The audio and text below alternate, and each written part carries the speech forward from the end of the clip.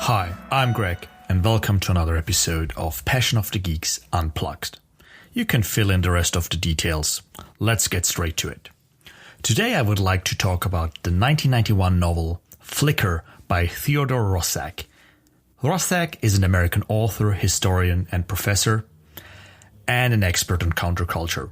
But let's focus on the book. Flicker chronicles the story of Jonathan Gates in search for a fictional German B-movie director called Max Castle. The novel reads like a mix between Fight Club and a Robert Langdon novel, and I mean that literally. There are secret occult church organizations, terrorist sects, and everything else you might enjoy. I don't know why I bought the book many years ago. Maybe it was because of the cover design. It looked like a film strip, and I was already obsessed with film, so a novel about film seemed like right up my alley. What I got was so much more than that though. A scavenger hunt through movie history. I obviously don't want to spoil the book, but just to give you an idea, Gates becomes obsessed with the movies of Max Castle and tries to find out as much as possible about him. The story starts in the 1960s, and you feel that. Gates has to do his research the hard way, and every clue leads him deeper down the Max Castle rabbit hole. The cabinet of Dr. Caligari?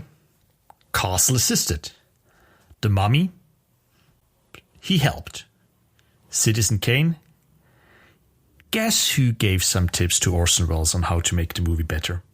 Of course, Max Castle. But there's a bigger mystery. What happened to Castle? He vanished in 1941, presumed dead in a Nazi U-boat attack while he was on a trip to Europe. But Gates digs deeper, and he finds a connection between Castle and some obscure sect who, as we later learn, tries to bring about the apocalypse and uses film directors and editors to influence film viewers everywhere. Yeah, it sounds a little bit weird, but it's awesome, and you definitely have to experience it yourself. There are red herrings, dead ends, and interesting supporting characters. Claire Swan, for example, Jonathan Gates' mentor and love interest. But as I said before, you can't really explain to someone what Flicker is without giving too much away. And I really think it's worth a read. One thing about Flicker is really strange though. Why is there no movie? It feels made or written to become a movie. Apparently, it was not for a lack of trying. At one point, Darren Aronofsky was involved. Yeah, the guy who did P, The Fountain, Black Swan, and so on. But it seems that they never cracked the screenplay. I'm including links to the screenplay and the review of this unproduced screenplay by Jim Uhls.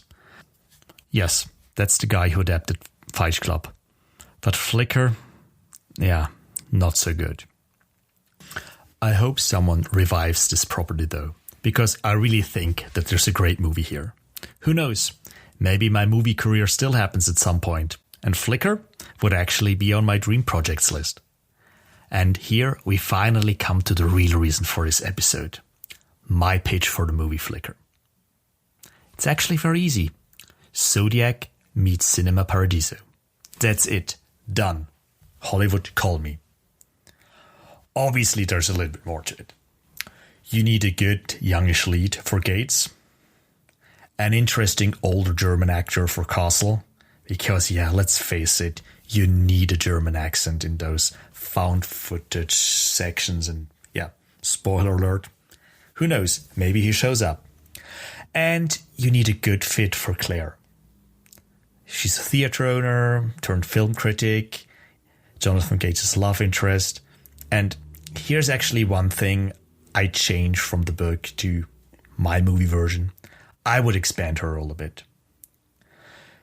Claire introduces Jonathan into this world, and after that, yeah, they're lovers, but they have a falling out and everything, and her role kind of diminishes, and I think that's kind of a wrong decision.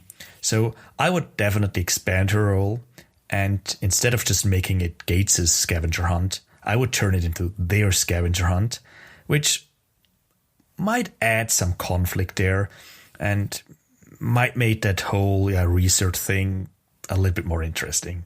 Think of the relationship between Robert Downey Jr. and Mark Ruffalo in Zodiac. Speaking of Zodiac, what I like most about that movie is how it portrays the meticulous research Robert Downey Jr. and Mark Ruffalo put into catching the killer. I think that's needed for Jonathan and his search for Castle as well. Fincher captured that aspect perfectly, and honestly, if I can't do Flicker, he would probably be my perfect choice for this. So, Zodiac is about the research, the scavenger hunt, and Cinema Paradiso, that refers to the love and reverence for movies. I think if you combine these two aspects, you have a great movie on your hand. Sure, the whole premise is bonkers, but I think you have to play it straight.